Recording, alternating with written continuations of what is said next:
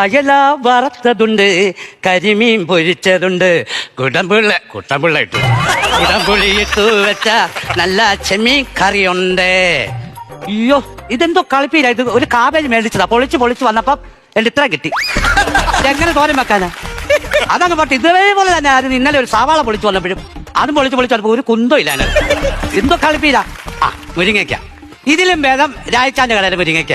1 kilo മുരിങ്ങയ്ക്ക മേടിച്ചാൽ നല്ലൊരു shed വെക്കാനുള്ള നീളമുണ്ട്, നല്ല രുചിയുണ്ട്, ഗുണമുണ്ട്.